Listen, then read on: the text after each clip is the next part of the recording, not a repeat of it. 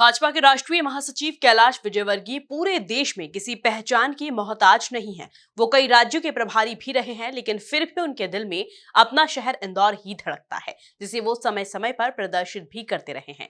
इसी तरह भाजपा कार्यालय पर आयोजित प्रेस वार्ता में उनका यह इंदौर प्रेम एक बार फिर से झलक पड़ा। इसी पर देखिए हमारी यह खास रिपोर्ट। कैलाश विजयवर्गीय का फिर झलका इंदौर प्रेम। अपनी बातों में विजयवर्गीय ने सुनाए कई किस्से। शहर के चप्पे चप्पे से वाकिफ हैं कैलाश विजयवर्गीय। इंदौर को लेकर विजयवर्गीय ने बताया अपना विजन। महापौर प्रत्याशी संजय शुक्ला पर किया चुटीला प्रहार।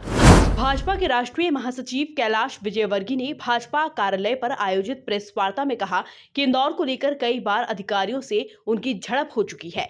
इसको सभी ने देखा है, क्योंकि यहाँ के आबो हवा को कोई बाहरी आकर खराब न करे, इसके लिए उन्होंने कई बार काम किया है और यहाँ की संस्कृति को जीवित रखने की कई बार आपने देखा होगा कि सराफे को बंद कर देंगे 11 बजे, तो शायद मैंने ही विरोध किया। मैंने कहा नहीं, ये इंदौर की पहचान है।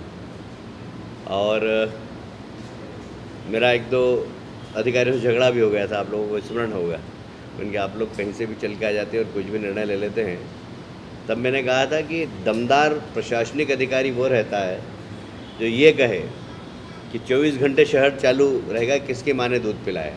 देखिए, लोग मुझसे कहते हैं कि इंदौर क्या है। मैंने कहा इंदौर मेट्रो सिटी है और एक गाँवड़ा भी है। जो गांव की मिट्टी की खुशबू इस शहर के अंदर है। किसी भी आप मेट्रोपॉलिटन सिटी में चले जाओ, वहाँ पर गांव की मिट्टी की खुशबू नहीं मिलेगी। उसका उदाहरण बताता हूँ मैं। जैसे पता नहीं संजा कितने लोग जानते हैं। संजा तू थारे घर जा, थारी माँ मारे। हाँ, संजा पहले बहुत मनती। हमने जब मैं मेयर था, शंकर ललवानी सांस्कृतिक उन्होंने कहा संजा की प्रतियोगिता कराओ, संजा ख़त्म हो रही है। तो हमने संजा की प्रतियोगिता कराई। मैं फिर कह रहा हूँ कि शहर को हम देश और दुनिया के आधुनिकतम शहर बनाएंगे, पर इसमें हमारे मालवा की मिट्टी की खुशबू हमेशा रहेगी।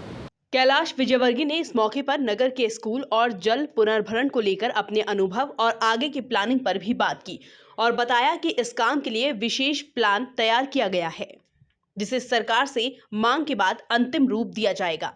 हम राज्य सरकार से इस बार एक आग्रह करेंगे इस चुनाव के बाद कि आप हमें इंदौर नगर सीमा में लगे हुए स्कूलों के संचालन, एजुकेशन, क्वालिटी एजुकेशन के लिए नगर निगम को आप जवाबदारी दे दीजिए। तो हम फिर उसमें भी जन भागीदारी के माध्यम से एजुकेशन में हम काम करेंगे, पीपीपी मॉडल पे। जी, मिलें बहुत बड़ी रही है। सभी मिलें मतलब जमीनें भी अब बिकी, पर वो सबसे बड़ा ग्रीन बेल्ट है आज। उसमें पानी के सोर्सेस हैं, तालाब हैं, कुएं हैं, उनको बचाने के लिए कोई योजना है?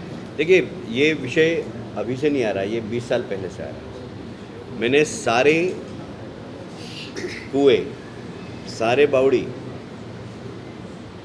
अभ्यास मंडल ने सबसे पहले विषय उठाया था। मैं उनको साथ में लेके गया उनके लोगों। कैचमेंट एरिया होता है किसी भी तालाब का, वो कैचमेंट एरिया अगर ख़त्म हो गया तो तालाब मैदान हो जाएगा। हमारे यहाँ खाती वाला टैंक तालाब था कभी, पर कैचमेंट एरिया ख़त्म हो गया, वो प्लेन ज़मीन हो गई।